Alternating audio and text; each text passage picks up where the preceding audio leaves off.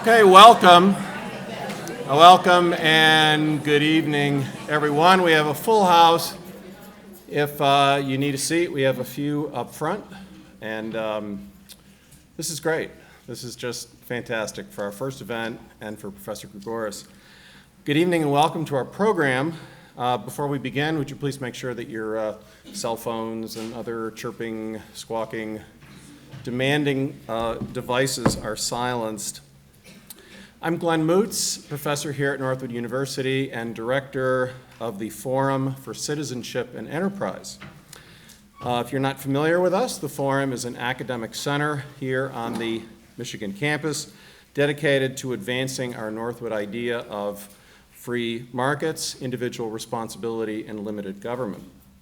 And I'm very happy to see you all tonight for our first event of the semester.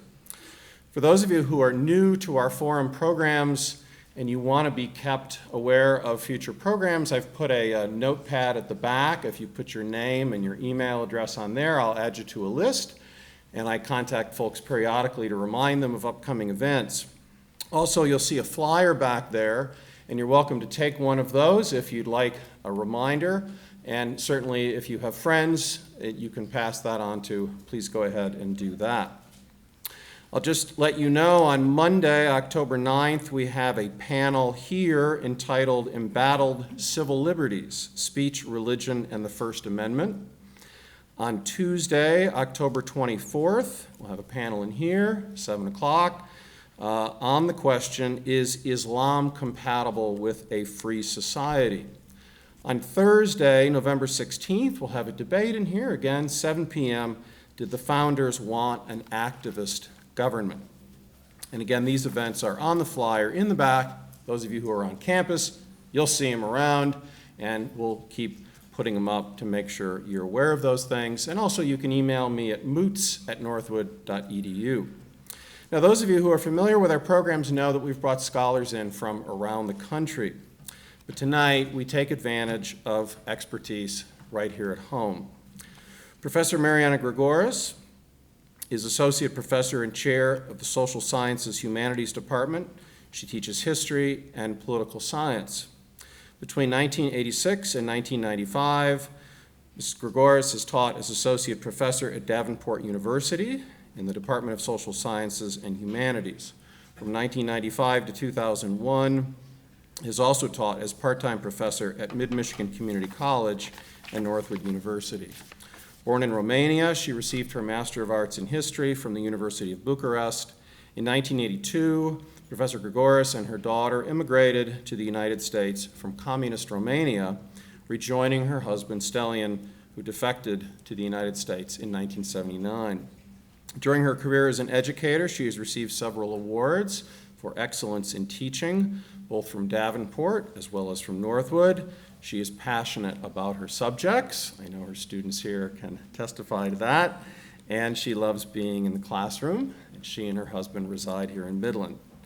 Now, for many of us, Mariana is a great friend and a trusted colleague, and we're pleased to have her speak to us tonight. After the conclusion of her talk and questions and answers, I hope you'll join us for a reception upstairs here in the lobby. With that, please join me in welcoming Professor Grigoras.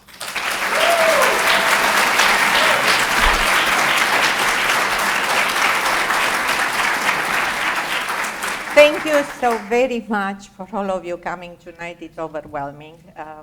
I'm used to lecture every day in the classroom, but to have so many friends from previous places I used to work, my colleagues here at Northwood, people from the community I got to meet, it's truly something. And I've never talked to such a large audience, so please bear with me, right?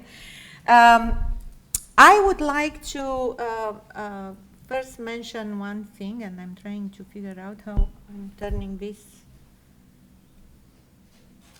I need help because I don't see the little. But to let you know, on August 23rd this year, I celebrated my 35 years of being here in the United States and being, as I said, a new American. And being in a country which values something extraordinarily important for any human being in the world, which is freedom. Freedom to be an individual, freedom to think the way you want to think, freedom to express what you want to express, freedom to believe and worship the way you want to worship. It's the most important thing which is so dear to all humans in general. In this audience tonight, I look around and I have students which are not only from United States, but they are from all over the world. I have students here which are from Ukraine, from Russia, from China, from Germany, some of them. And some of them probably had grandparents which lived also in what we call a communist regime. And I'm also aware that probably all of you has at least a little bit of knowledge what communism meant.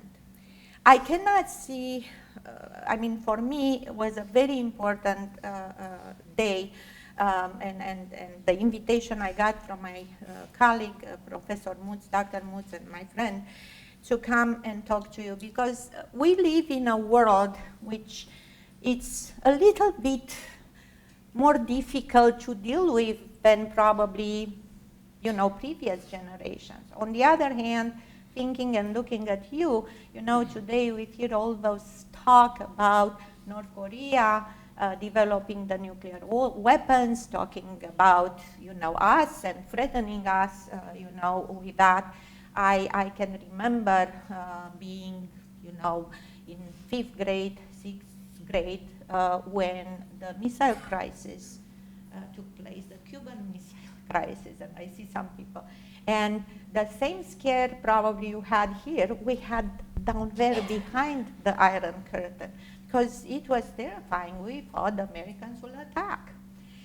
The reason I'm telling you this is that the way we grew up and the way we were taught was to make us lose our identity, to make us think in a certain way, a way which could be manipulated then by the leaders of the country. Because as you very well know, communism, as fascism and Nazism, are totalitarian regimes, right?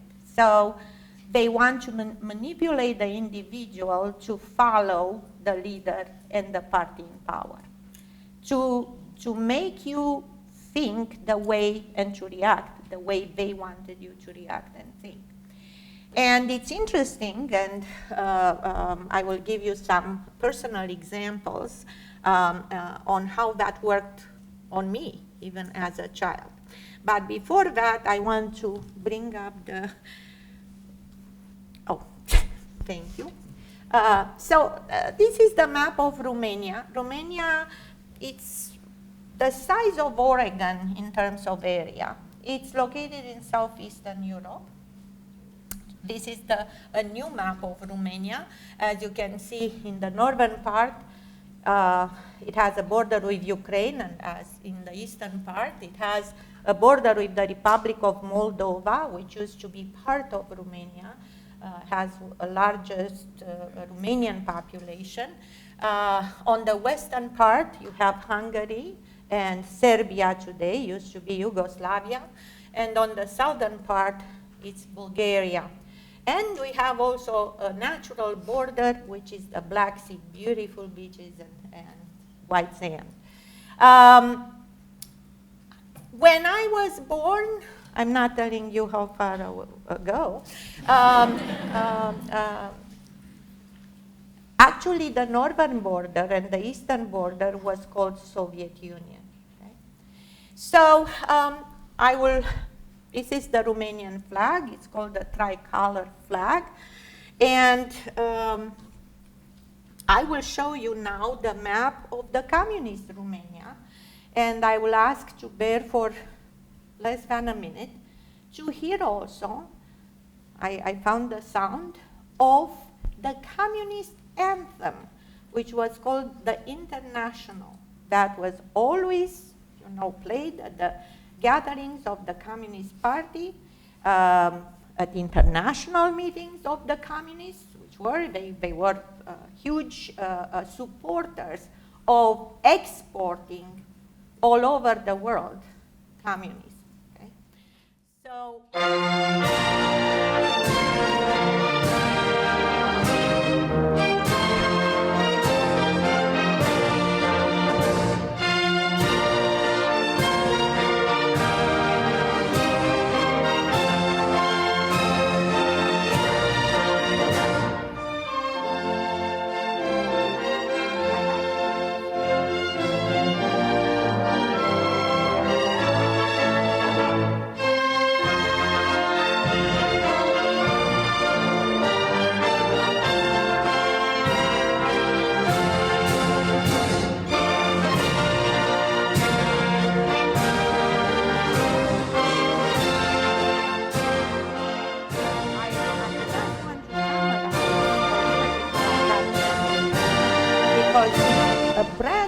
At that point in time, in the middle of the 19th century, the birth of this new way of thinking about what human society should be and what should truly benefit the great majority of the people.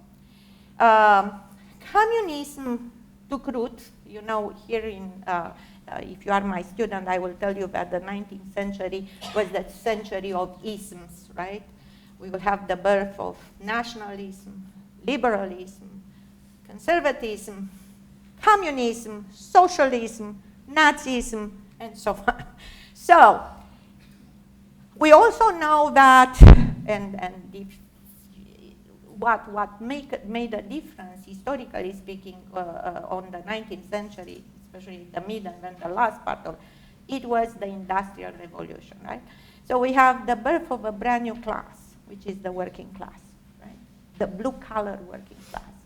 They are not farmers. They are gaining their daily bread by exchanging their workforce for a wage. Okay? The conditions were tremendous. It was not very easy. It was a tremendous change, a change which lasted over 100 years, with huge impacts on the society. And we had people which were very poor. We had crowded cities, polluted cities, people living in very unsafe conditions. We had factories which, didn't provide, the only interest was to make the profit, and they couldn't care how long those workers worked.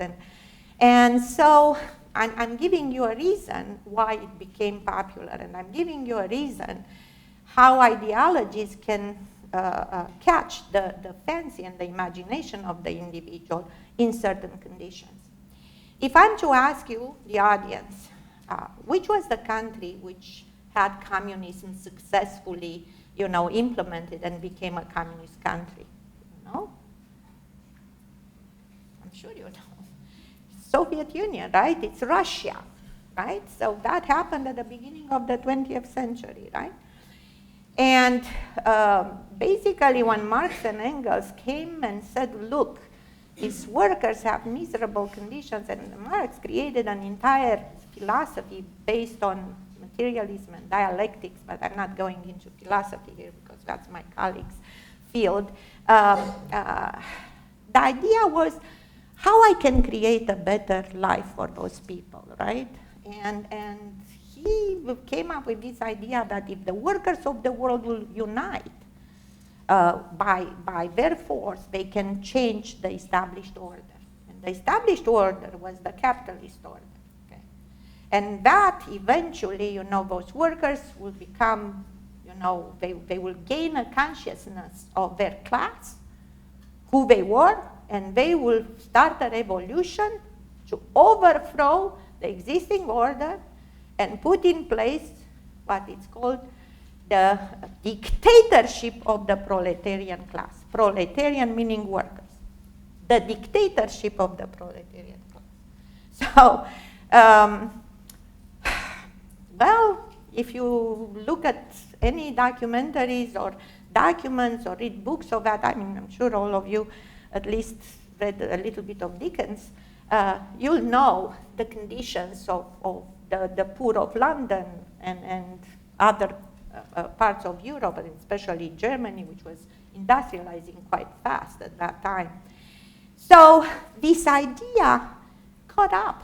So people started to organize, the working class organizes, and Marxism promises, you know, an exceptional future. They didn't discuss too much about present, but the future will be phenomenal. Okay? So the point I want to make, we as humans are attracted usually, especially when life is harsh, when we are hungry. I always give my students the example, when you are so hungry and someone comes with a sandwich and says, follow me and I will show you the path. I will follow because I want that sandwich, because I'm hungry. Okay?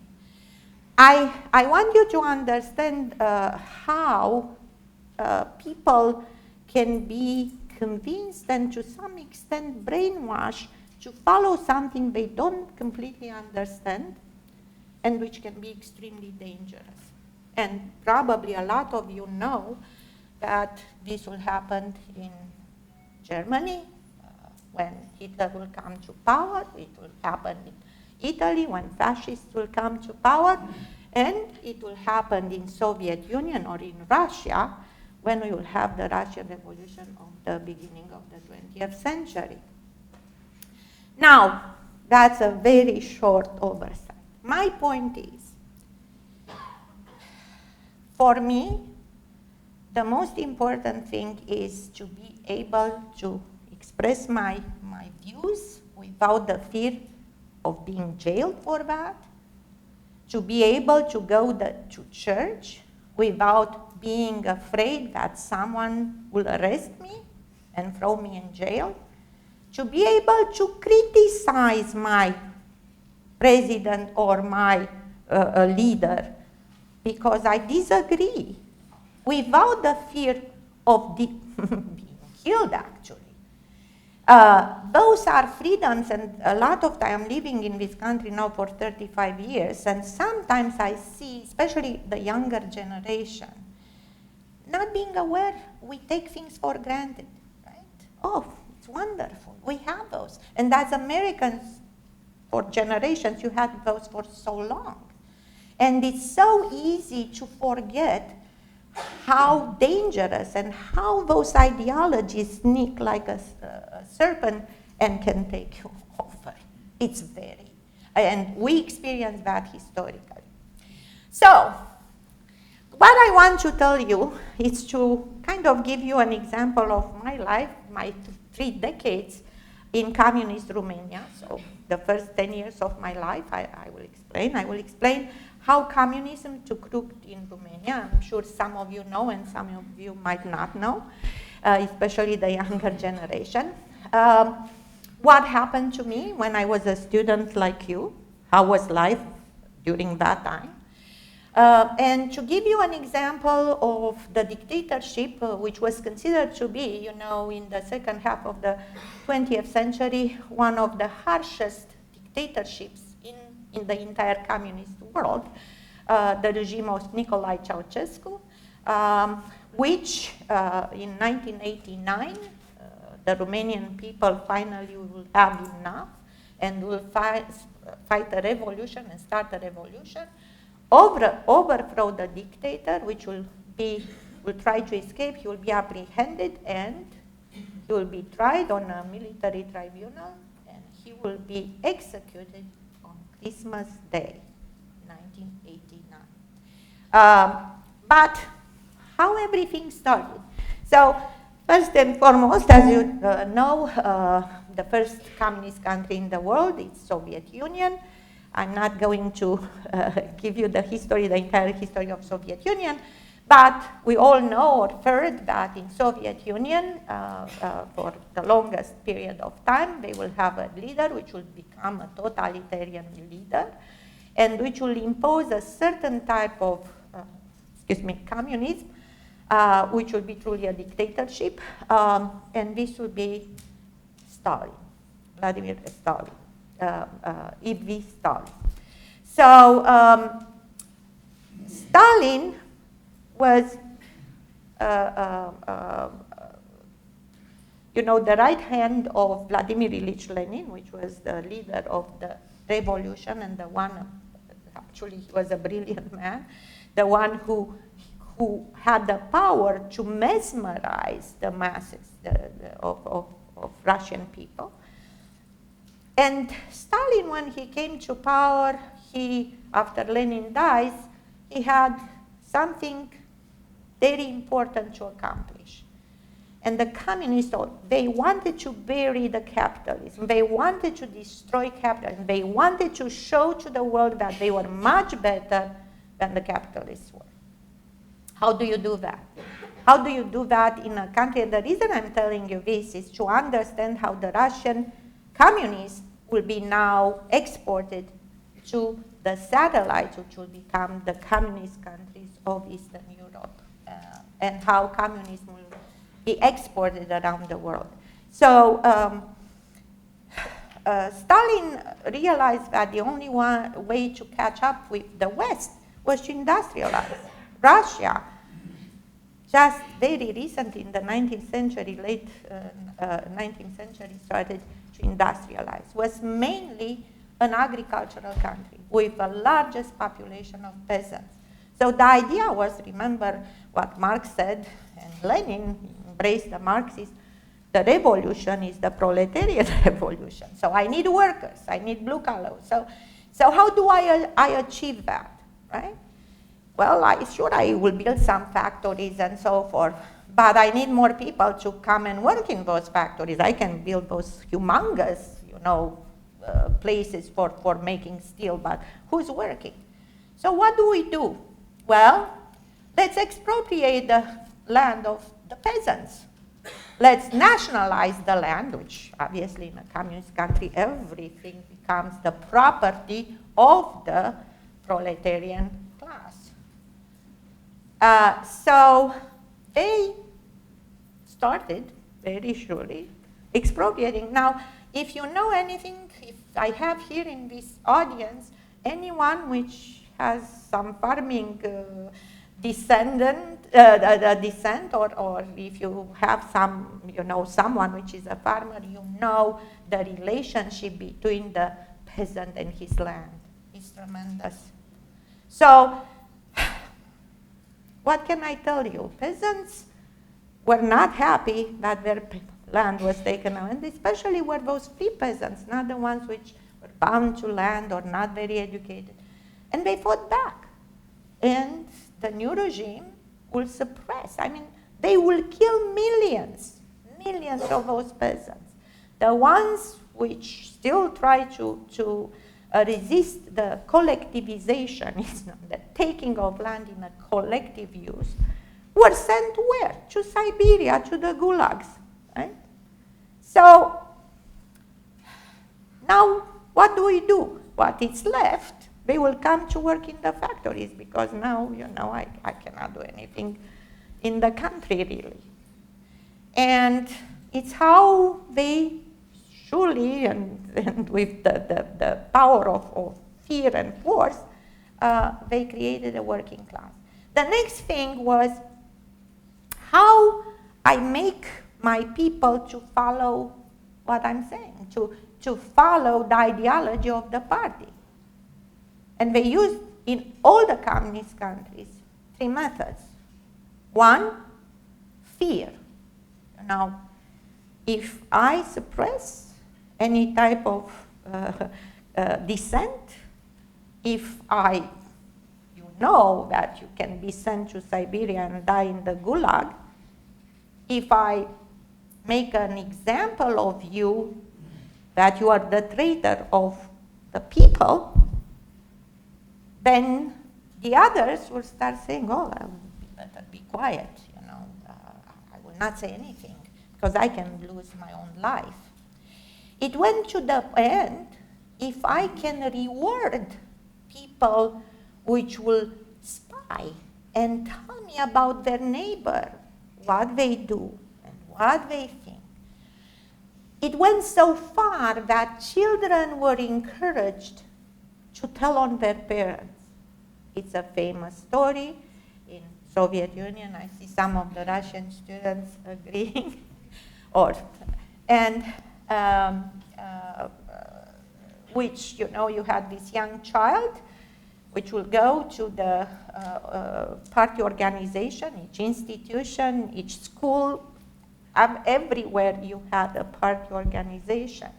And he will tell them that his parents criticized Comrade Stalin. The next day, the parents are taken away and disappear. And in the most famous Russian paper, Pravda is basically, I don't remember exactly which one it was the picture of this child, which becomes now the hero of the Soviet Union, right? So, you know, I'm young. It's wonderful. I mean, look, yeah, they were my parents, but they were the enemies of the people. And I'm now wonderful because I got rid of the enemy of the people. The reason I'm telling you this is that this was one way to suppress any type of dissent, to find and really spy on everybody, and to keep, you know, people under control, total control. Obviously, was to organize a police state with a very strong secret service which served to put down, you know, any type of dissent or anyone which was perceived as a threat. The other thing was to portray myself, and you need to understand dictatorships usually will have a leader which has a tremendous ego, which is very narcissistic. They think they are the greatest and they will save the world, right? And they shouldn't have any dissent, and they have the paranoia that out there is someone who's waiting to take their power away. Okay? And Stalin was one of those. And after, you know, years now, after the revolution, when basically all the older class, all the bourgeois class was uprooted, they were sent already to the Gulag. Some who left Soviet Union just in time, especially part of the royal family. Now Tsar and his children, they were assassinated. But anyhow, we have now people which fought in the revolution, were all communists. Right? And in the 30s, he has this idea that some of the generals and some of the members of the Communist Party are making alliances with the West, with capitalists. So he starts the famous purges, where he kills millions of Russian people, of revolutionaries, of communists. So I'm trying to make you understand how this type of communism was exported to the so-called satellites, those new countries which will all become communist after World War II, because of the Soviet influence and the Soviet army and the Soviet power in that region at that time. So the other thing was creating a cult of personality. Right? I'm the greatest. So if you see any type of posters from the time, you'll see Comrade Stalin, you know, embracing children. I'm the father of the country.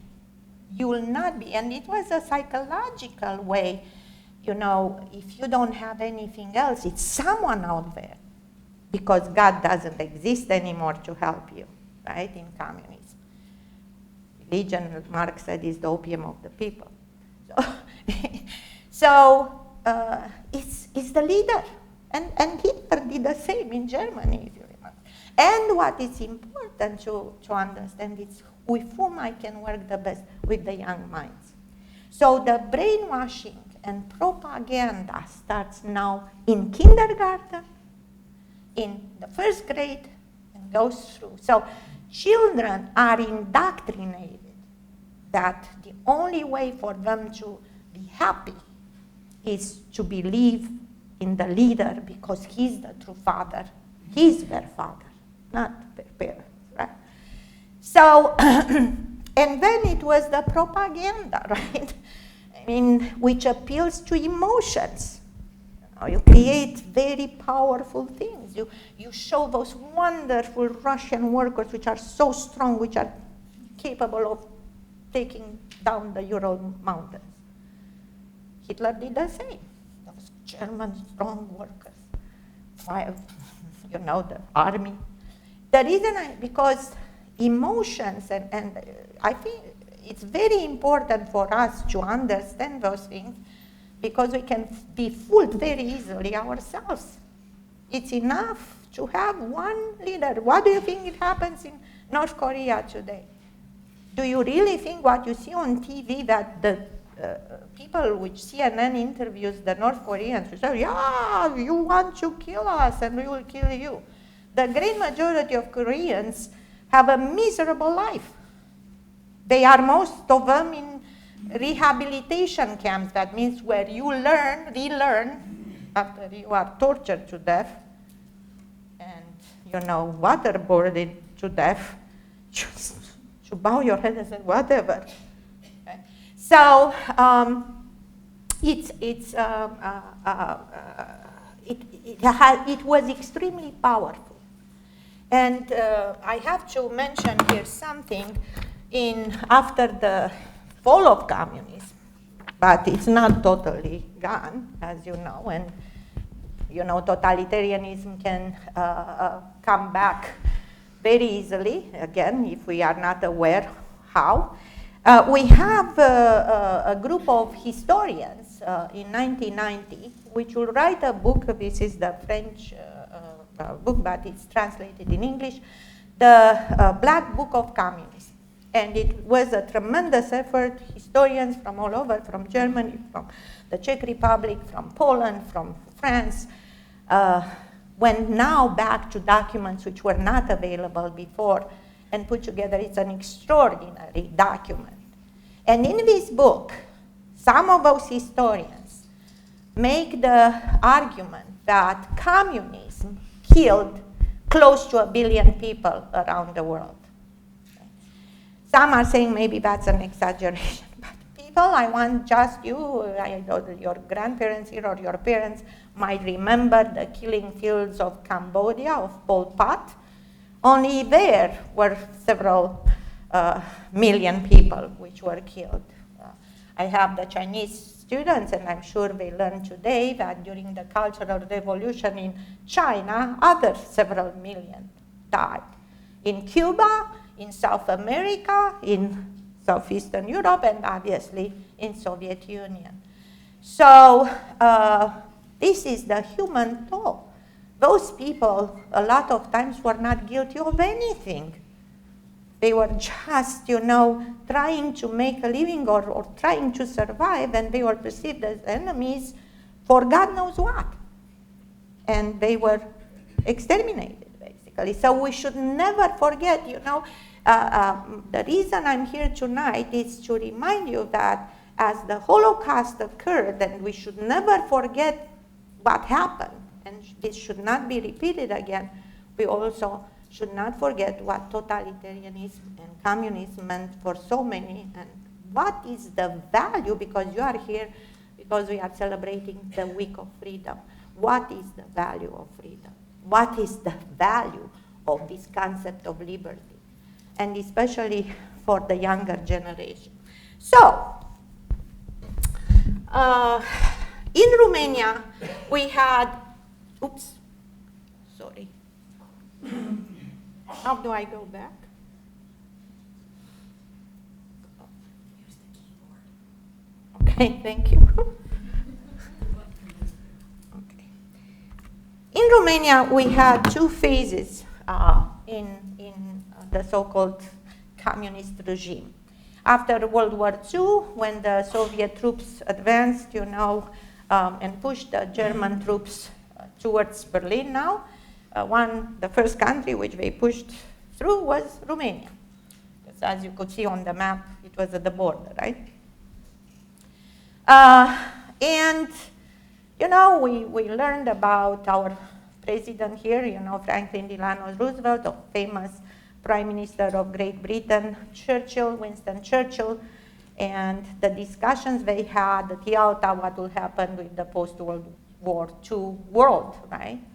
And you need to understand that Stalin clearly made it very clear at that conference that he doesn't truly necessarily trust what will happen next. He doesn't trust what will happen with Germany. Hence, he wants a buffer between the West and Soviet Union. And this buffer should be those new countries freed by the Soviet armies, which were mostly the countries in southeastern Europe.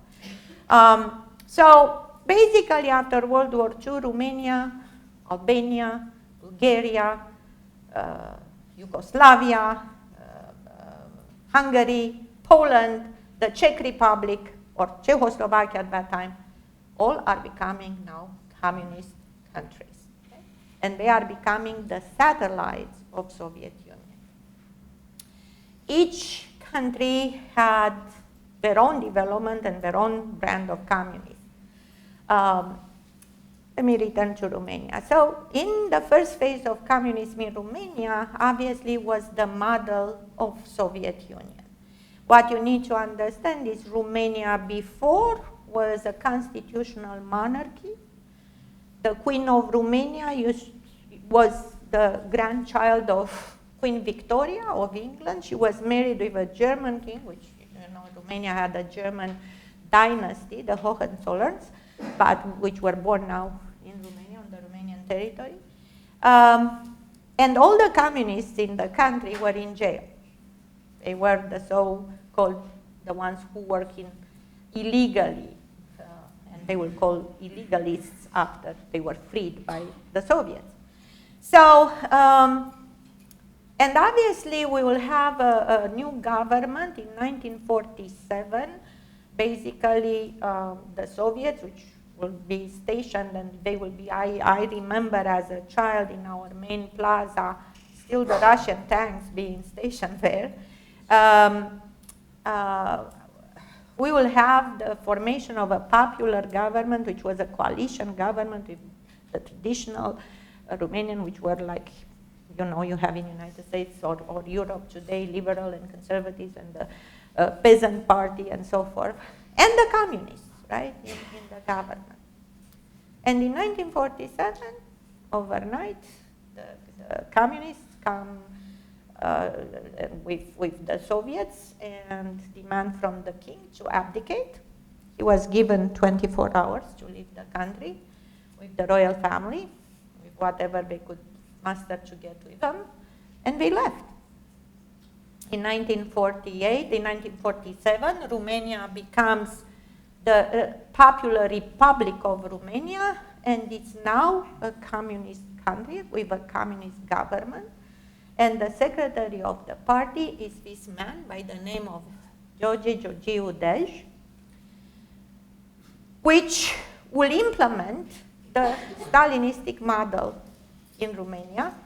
That means industrialization, collectivization, and thousands of Romanian peasants which will oppose, you know, they will fight back, they will be killed, and their land taken away, and, you know, building those new factories and the workers' republic, right? I was in first grade in 1959, and I remember Stalin died in 1953.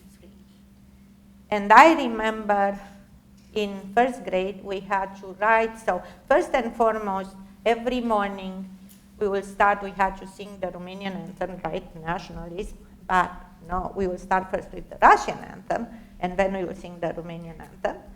And we will write letters to Comrade Stalin, to the great father of all the children in the world, right?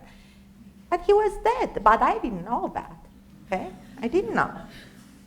Because nobody, I mean, are you kidding? Do you think my parents there to tell me and be careful? It's not true? No. So, another example of brainwashing, and it's what we were told. Half of my colleagues in first grade had Russian names. Tatiana, Boris, Ivan. It was the normal way to.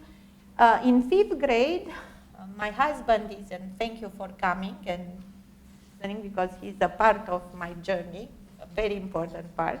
It's him that, because of him, we are here.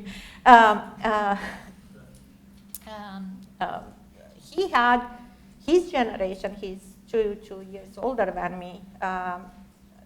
Our generation had to take Russian as the foreign language. That was it. When I finally made it to 5th grade, when we started the foreign language, the Romanian, and that will be probably what it's interesting, certain leaders of the communist parties in the satellites will start to implement the nationalist communism. So I descend from the directive from Moscow. And Romania, especially with the second leader, which will be Nicolae Ceausescu, will take that path. And you'll see the outcome, quite interesting. So, but anyhow, I can tell you, I had a very interesting family, okay? So, believe it or not, I had uncles which I never met, which were attracted by the fascist movement, and they were deported to Siberia, and nobody knew about them ever again. I had my uncle, which basically raised me, which was a communist, one of the traditional communists. When he died, he denied the ideology, and he couldn't believe that that was what happened to their dream. Okay. I had my father, which was arrested by the communists and sent to a labor camp or rehabilitation camp because he dared to criticize the government. And I was close to 4 years old when I first met him, and he already had almost completely white hair at that time. And he will be the one later on when I will become, conscientious and really older and knew how to keep my mouth shut, who told me the reality about communism. And then I had my maternal grandmother, which was the most religious person you'll ever meet. And she spent her entire life in church. And she would take me to Mass and as a kid and so on. Because the difference in Romania compared with Soviet Union, churches were not closed. Actually, the clergy and even the metropolitan of the country will become, somehow a pro-communist, if you want. I mean, he will work hand in hand. I will remember, the Mass at Christmas when first and foremost they will pray for the health of the president or the leader of the country and then for God. But we were in a public place and he stopped. I was a kid. I was with my mom and my dad, and I knew about Comrade Dej, and he was the father of all the children, and he had a kind of a bonhomme, nice personality. But he was a ruthless dictator. And I saw him close up, and do you know what I did? I started to make the sign of the cross that God gave me the opportunity to see the leader. And my mom was like, stop! Because you could lose your freedom for that, right? So to understand, the confusion and how it influenced you as a young person. So towards the end of his rule, which ended in 1965 when he died, he started to kind of descend from the Russian, the model, from the Stalinistic model. I saw my friend Mia Dvornik here, which is, the neighboring country of Romania, and which at that time had also communist regime, but very different because the leader, which was Josip Broz Tito, descended from Moscow. And I remember the Romanian, communist, he was the butcher from Belgrade, though he was a communist leader. Also during Dej, we will have, if I have my Hungarian friend, I saw him walking into the room here. We had the Hungarian Revolution in 1956. A lot of you have no idea of that, but probably was the largest immigration of Hungarians here in the United States during that time.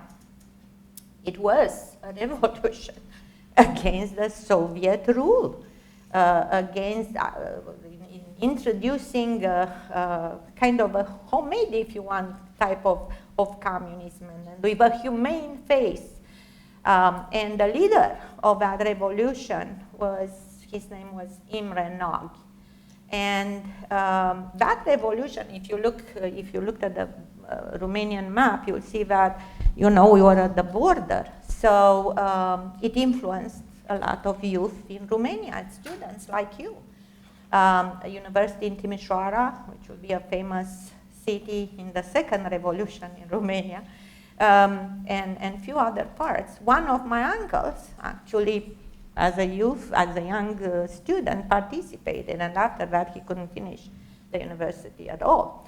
So with, Gheorghe Dej, in collaboration with the Soviets, brought Imre Nagy to Bucharest, near Bucharest, where he was imprisoned until things were taken care in Budapest, and then he was returned and executed in Budapest. So to understand, at what extent, this entire suppression of any type of dissent took place. When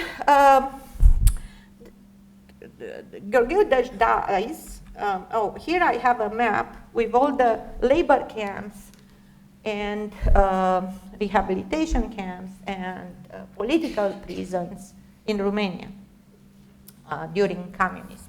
So at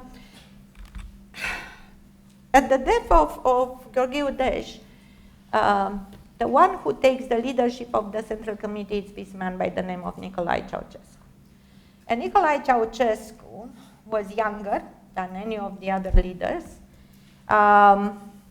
was one of the favorite guys, younger guys of Gheorghe Dej, and pretty soon he will become the true leader, following truly in the steps, of Stalin in terms of cult of personality, in terms of creating a certain image, not only inside the country, but this time outside the country. So, if you remember, here it's him and his wife, which will play a very important role, and she will be sometimes more ruthless than he was. But look at those pictures here. You have the president of Romania, Nicolae Ceausescu, the communist leader, meeting with President Nixon and the vice president, Ford. You have in an open car with Queen Elizabeth. You have him with Jimmy Carter, right? And here, actually, Nixon and his wife and Pat, and they are on the balcony of the Central Committee building of the party in Romania, because Richard Nixon is the first American president which visits Romania, a communist country. I called this the maverick, fooling the West. Now what happens, I'm sure you've heard, I don't know if you guys or even my students know that, maybe some of the internationals, but in 1968, we have a youth movement which is against the Soviet and against the ruthlessness of the Soviet regime and the fact that they were trying to intervene in the reforms now introduced in those countries by their own leader, and that's Czechoslovakia, which today is the Czech Republic. So we have the famous movement known as the Prague Spring. Right? So the leader of Czechoslovakia, Dubček, has good relations with Nicolae Ceausescu. He likes what Dubček, not necessarily the reforms, but the fact that he's asserting himself as an independent guy from communist, from Soviet Union. And when the Soviets invade Czechoslovakia, and in this invasion, they basically ask all the members of the Warsaw Pact, which is the counterpart of NATO, or was for that time for the communists. Ceausescu has a huge, meeting where people went, this time not forced, but freely, where he criticizes Soviet Union for the invasion of Czechoslovakia. And says that Romania will not participate with troops to and from that time on, basically, he refused to send the Romanian troops to participate in any type of Warsaw Pact military actions and so forth. So he's asserting himself now as a nationalist communist. So this is the time when we change from the Stalinistic model to the nationalistic model. Okay? And you'll see. So think of the West. Wow. So this is a very interesting period because for me too, and for my husband also. This is the time when we are starting a period of detente, of relaxation of relationship between West and East. Ceausescu comes to United States and visits. For the first time, I remember in 1969, he allows Romanian people to leave the country and visit the West, not communist countries. And not only that, they will exchange Romanian money and give you dollars to have the money. I mean, when he did that, everybody was convinced that things will get better, that maybe things will start working. For the first time, we are starting to have on TV American shows. We had Dallas. I don't know if we were dying to find out who killed JR. So anyhow, oh boy, my husband is showing me as I said, that's the worst part, It's a long story, it's not a short story. Anyhow, so he tried to fool, but it didn't work. The idea was, and here I have to very quickly mention this extraordinary book called The Red Horizons, which was written by the head of the Romanian intelligence, which defects in 1978 to United States.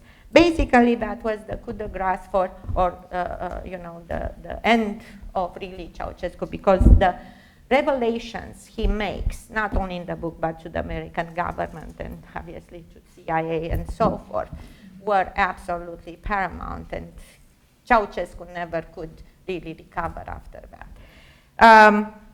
He basically said that Red Horizons was the code name of a covert operation put together by the Soviets with Ceausescu in the idea that he becomes the so-called loved communist, the maverick, in order to have access to information, to loans, to technology from the West, and to espionage, obviously, industrial espionage, which was, I have to tell you in this book, for example, the Romanian intelligence will come to Texas Instruments and get a lot of, good information that Ceausescu will implement, will be capable, and his goal was to have the entire Romanian population, over 20-something million people, under surveillance, tapped, their phones, everything in their house, and so, and to turn on, when someone might be considered a danger, like we were when my husband made that decision to leave. The next thing, really quick, is, again, and the real friends of Ceausescu were whom? Well, Cuba, right? Fidel Castro, Saddam Hussein, that sounds familiar, was his best friend. They all used to come to Romania to hunt, you know. Muammar Gaddafi, and the PLO leader, and I'm drawing a blank right now, Arafat, Yasser Arafat. So those were truly, he was considered to be a terrorist organization, you know, until finally Palestine became a state. The intelligence of, and it's also revealed, was so high that basically he tells in the book that Ceausescu gave blank passports, not fakes, American passports with the seal of the Department of State to Arafat and Gaddafi to be used. So, you know, a small country, but could do a lot of damage for others. But probably the most interesting thing is when he will go in 1971 to North Korea. And guess what? He is now taking the model of the Asian communism, right? He admires what Mao Zedong, he visits China, North Korea, becomes very good friends with Kim Il-sung, and he is so taken by this reception. I mean, what you see here is the reception the North Koreans put for him and his wife. That he comes back in the country, it's 1971, I just graduated from high school, and I'm taking my entrance examination to the university because we had to take an entrance examination, and I'm with my very best friend waiting for the results because they posted who entered and who didn't, because you had only 30 seats and 2,000 people for three, you know. It's very competitive in that regard. But I remember in the morning in the national newspaper, the only one we had, was this big, the thesis of July. And he, in those theses, he gave the decree that from now on, Romania will have only Romanian shows on television, we'll have only Romanian national music, we will have nothing from the dirty capitalists. All the so-called openness, you know, disappears almost overnight. I remember sitting, we were in a little park with my friend, which lives now in Italy, and this guy comes. Obviously, he was an agent from the secret police, sits by us and says, "How are you girls?" That we are nervous, we are waiting for the results. That have you read the paper today? And we didn't, because we had other problems. I don't know, did I made it or not? Oh, you haven't seen what? No, but we will. And are you sure? So he followed us to make sure that we were looking for the results, you know, when we left the park. And after that, everything changed in Romania. So he starts now, he gets also the idea, okay, I made all those loans from outside, now it's time to pay them back, and I have to have total control of the country. So he becomes more and more megalomaniac, and he now cuts all the outside world. And you couldn't travel anymore. The problem was shortages are starting to show up because basically everything in order to pay up the debt, the most competitive things Romanians had were food, you know, and agricultural products. So the Romanians are starving. We are not spending any dollars, any foreign currency on medicine or vaccines. And here I have to give you, because I'm sure you've heard of that, in 1989, the Romanian Revolution, what happened with those children in Romania and with the children with AIDS and the orphans of Romania. Ceausescu, when he came to power, will give a decree known as the Decree 770, which ended the right of a woman to have an abortion. And you'll say, hey, what's wrong with that? Well, That was not done for any spiritual reasons or religious reasons. It was just because he wanted to increase the population of Romania. And he will send, the propaganda party members to high schools to entice girls to go and have sex, have children, because the government will take care of them. He will succeed. Unfortunately, he will pass also a decree saying that each family should have 4 children. And if you didn't have 4 children, you were taxed. So money was taken out. The problem was you couldn't find formula. You didn't have food. So a larger number of poorer Romanians, or which didn't have the means, or the great majority, will put those kids for adoption. The government will take them. And Ceausescu, like in Hitler's time, if you were fit, then you'll be clothed, you'll be taken care, and those will become his loyal troops in the future, totally dedicated to him. But if you had any type of birth defect, but if you had stuttering, if you had any problem, you'll be put in an orphanage which nobody cared. Now, as you know, when you are born, you are immunized, the first type of immunization. Since we didn't have vaccines, the Romanian doctors, in their desperation, started to inoculate a milligram of adult blood to boost the immune system.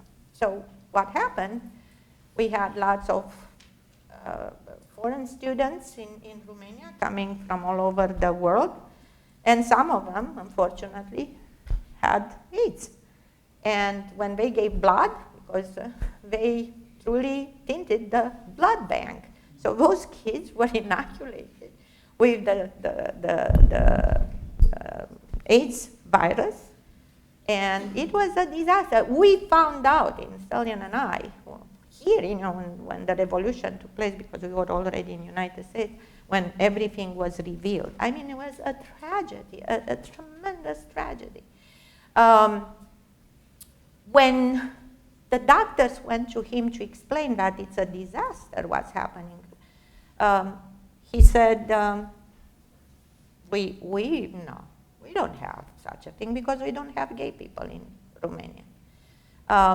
To sexual preference in Ceausescu's communism, if you were found out that you were gay, you had from 1 to 8 years in prison. So I'm trying to explain to you that you didn't have any right, nothing. What determined us finally to say goodbye to that country and try to make a living outside, try desperately to get out, was the indoctrination of our daughter, which becomes now, it's a new organization. Here are images of his propaganda, right? Here he becomes president for life. He has a scepter, right? He's the, the people's leader, not the king. But those are the little hawks, and my daughter was one of them, because in kindergarten, 2.5 years old, you had this uniform.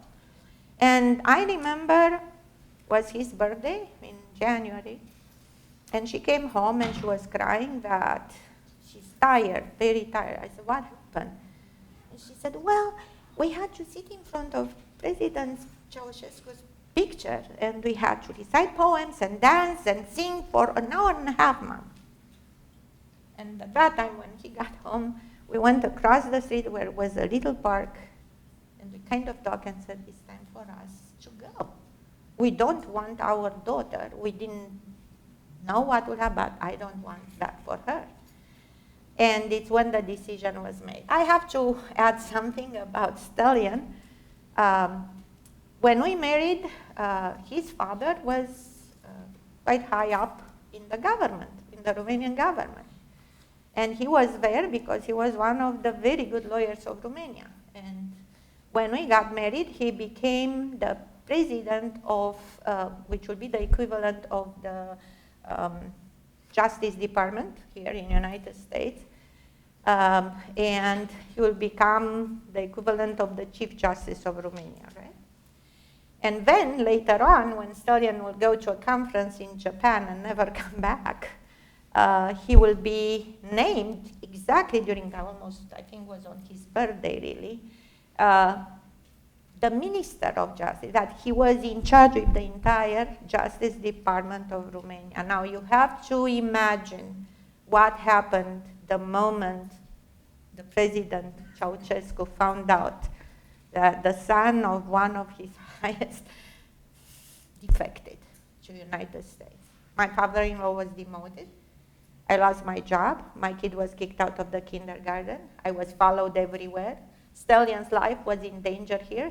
We were, even when I came finally after 3 years and a half, under FBI protection because we wanted to kidnap him and bring him back. It was terrifying. And I personally lived for 3 years and a half with the fear that I might be killed, because it's usually what they used to do. And one day when I was so desperate because they denied me over and over and over again, you know, the request to leave the country and rejoin my husband, I in an interview with the passport department, which was basically the equivalent of the Romanian KGB, I said, I don't have any other choice than to throw myself in front of the president's car. Oh my God, they went crazy. So the next day I was invited to the headquarters of the KGB, of the Romanian security. I was kept in a room with a desk, wooden desk, with a chair, with bars at the window. I mean, very psychological. And I was there for more than 3 hours without knowing nothing. And when I left home, I said, if I don't come back in 7 hours, 8 hours, make sure that Stalin finds out, because I'm arrested for sure. So anyhow, this guy comes and he starts like this, and it's funny, you know. He says, I was not a comrade anymore. I was Mrs. Grigoras. Mrs. Grigoras, can you imagine what can happen if you throw yourself in the president? The driver will put a sudden brake and Comrade Ceausescu will hit the windshield. And I'm looking at him, and in my mind, and I will become the hero of the Romanian people. So with that note, I will end here, and I'm taking questions because it's a long story, but thank you.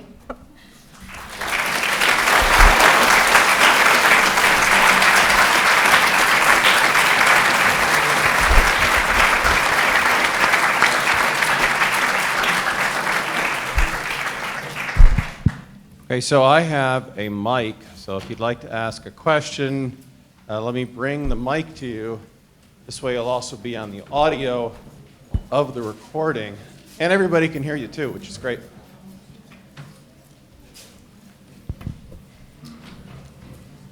Hi. Hi. My name is Luke Mavis. I'm 16. I'm a student of Dow High. I just wanted to make a comment. Do you mind if I make 2 criticisms of 2 facts that you pointed out? So one of the things that you had said was that Marx and Marxism had promised that communism would be achieved, when Lenin himself in the State and the Revolution had specifically declared that it was not inevitable. They had never promised a thing, and that this was simply a goal in their mind. The second thing is that you had said that the Soviet Union was the first country to achieve communism, when, as Trotsky would later point out, using both Lenin's and Marx's writings, that communism nor socialism, the lower form of it, had been achieved yet. And in fact, they were in a transitional or a dilapidated working class state at the moment. Okay, well, the first socialist country was the Soviet Union, right? Communism was what Marx envisioned, because by the time Lenin came to power in Russia, Marx was long gone, you know, was this ideal society, which was, and it was, yes, it was a stage you had, but that was the ideal future. Socialism had several phases and had also representatives in Europe. It was the French socialism, which kind of influenced, Russians. Actually, even Marx. Marx looked at the Proudhon and a few others, Fourier and so forth. But I didn't want to get into the entire discussion, philosophical discussion, and I understand what you're saying. My point is to explain what, communist country and totalitarian regime means. It's a generic name. Did they achieve the true goal of equality? How can you achieve equality? I didn't even mention, and probably this is, the president of Romania, nepotism was #1 thing in his entire life. His wife was the head of the largest communist department. His son was the head of the youth organization. His brother was the head of the military. And you know what? They had the most extraordinary life. And his son came here to the United States and spent $1 million in Las Vegas, losing whose money? Right? Yeah, it was a little, the ideal was one, and what happened in practice was totally different. And power corrupts. I also wanted to make the comment, I feel that in your analogy of their goal in terms of establishing the ideology, mainly under Stalinism, I feel that you went so strongly with an idealist perception that they had created this idea and then they were going to apply it sheerly because it was an idea, but as Trotsky would later analyze, it had very specific historical and economic foundations that would lead to the inevitability of a bureaucracy. Trotsky in 1930 had already predicted that if the Soviet Union had continued down the path, which it did, it would inevitably collapse. And you know, it's why Stalin sent the KGB and killed him in Mexico. So, well, that's why.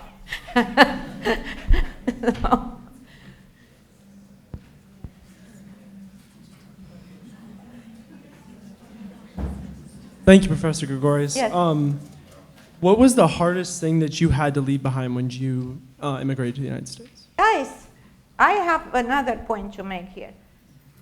Believe me, it's no easy for any individual in this world to leave his own country. I left everything behind. My entire family, my husband too. We couldn't communicate with them for a long time. Everything, your entire ancestry, your everything, and you start from scratch. And you have to toughen up, and because it's the only way. And you know what? He was a graduate student. We were poor in United States. I mean, we lived on a stipend my husband had as a TA at the university. But boy, I was every day waking up being happy that I'm here. Seriously, because I was with the hope that things will get better, and my daughter was here, and she will get the rights to make her own choices and be who she wanted to be, not what the party wanted her to be. So, but yeah, it was hard to leave everything behind. Thank you.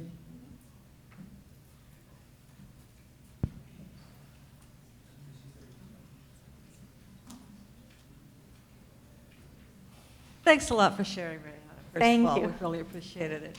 But you didn't finish your story. I mean, you were there in the room for the 3 hours, and we're about to become the heroes. Well, the story was that basically my husband being here, he started his PhD degree in Chicago, and he had the support of his colleagues and his professor.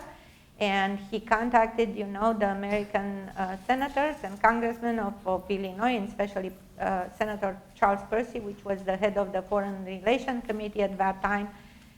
The communists had a tremendous interest with the United States. They wanted the most favored nation clause, which gave them, opportunities for trade with the United, which was very important for them.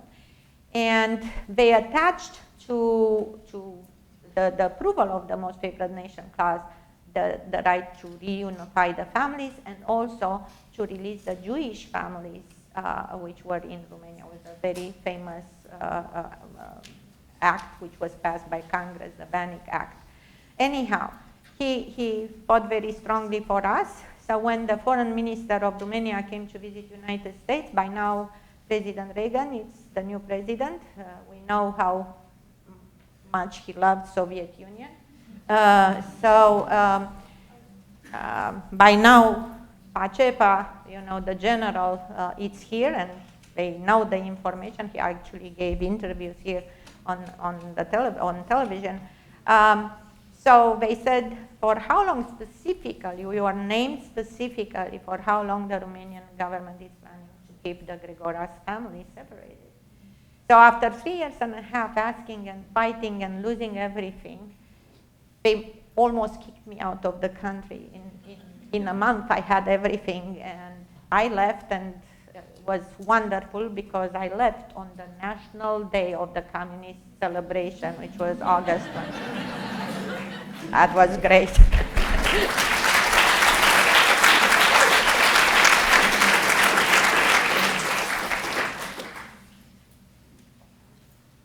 Oh, yes. Hi.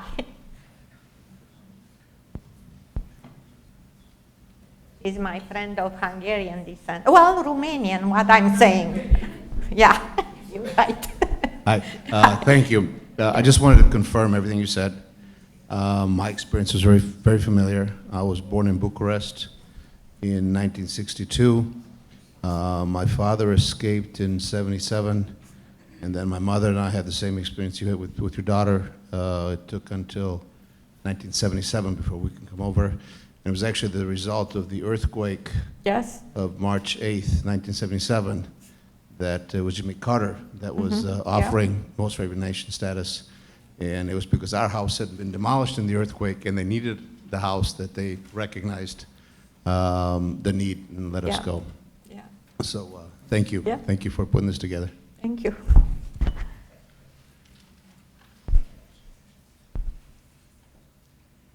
Oh, I got one right in the back. Y'all are going to make me work for this. I should do it because I need to lose some weight, no? Hello, Professor. I'm your student from your course. I know. Yes, China has advanced since the reform since 1978. We have success. So, do you think if the same reformation happened in Romania, will it success? If from the economic point of view, because I forgot to bring the most important point, economics, how we make things, right? When you have an economy which is nationalized, you don't have any incentive to do anything to produce, We had a joke in Romania, the government is faking that they are paying us and we are faking that we are working. Because, to be honest, I don't know.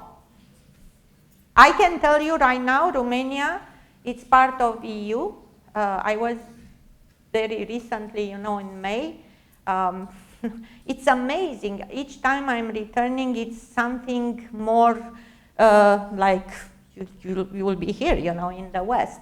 I was a little bit kind of taken aback because you have H&M and Zara and Starbucks and McDonald's, and I couldn't find some very nice stores with Romanian artifacts, like they used to be. So it's a little bit of loss of identity, but they are a free economy now and a free country.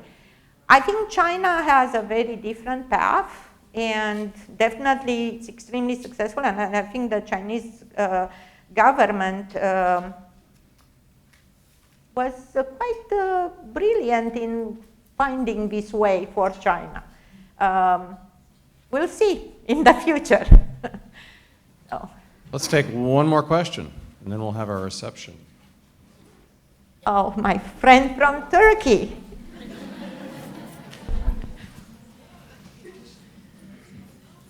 Anna, correct me if I'm wrong. As Yes. far as my best knowledge, Romania is the only Franco-Latino nation Yes. in the East Europe, in the Soviet Union. Sure, it's not necessarily Franco, but it's the Latin. That's why it's called Romania, from the Romans. Yes, it's a population which the Romanian language it's at least 80% Latin, obviously with some Slavic influences. Yes, And it is. Romania, compared to other countries, other satellites of Soviet Union, is completely different from the rest of the satellites in terms of their historical roots, in terms of their culture. They're much more like Western Europe. It used to be, I think, to be very honest, during the communism and the Russification, because it was the I'm Rus- talking prior to communism. Oh, definitely. I mean, Bucharest was called the Little Paris because basically it was built by French architects. It has an Arch of Triumph. It has the equivalent of Champs-Élysées. It is like Then very much I will never so. understand why Romania was a satellite or got so close to Soviet Union rather than the Western Union. Because they were, right there at the border. And something, it's part of history. In World War II, because Romania by now has a military government, which is a pro-fascist government, and makes a pact with Hitler. The Germans already kind of occupy Romania. We had oil. They were very interested in to supply the oil for the war machine. And the Romanian government was ultra-nationalist, like, fascist governments are. And the military government had one thing in mind. During the Ribbentrop-Molotov Accord, basically, the northern part of Romania, known as Moldova, is ceded back to Soviet Union. And so the Romanian government, which was not communist at that time, that was the intent. Let's bring back the territory. So the Romanian government refused to advance to Moscow. So the Romanian troops returned to Bucharest. By August now, the king organizes a coup. He arrests the military junta and turns the tide of war. The Romanian troops are going with the traditional allies like they were in World War I, and ally themselves with the allies. So from now on, the Romanian troops will fight side by side with Soviets and the allies to push the Germans back to Berlin. But that was one of the reasons, and what the Soviets demanded now from the new Romania was the war reparations. And that took around 20 years to repay that debt, which had an influence on the economy of the country. So yeah. I hope that satisfies your... Okay. All right. Well, Those of you who've not yet taken Professor Grigoras, you can look forward to taking your class and having this experience for an entire semester rather than just oh boy. an hour and 20 Oh, minutes. you're in trouble. I talk too much, I know. Ask my husband. And those of you who'd like to visit with Professor Grigoras, we have a reception. Everyone else, thank you very much for coming. Thank And you join me in very, very thanking much. Professor Thank you.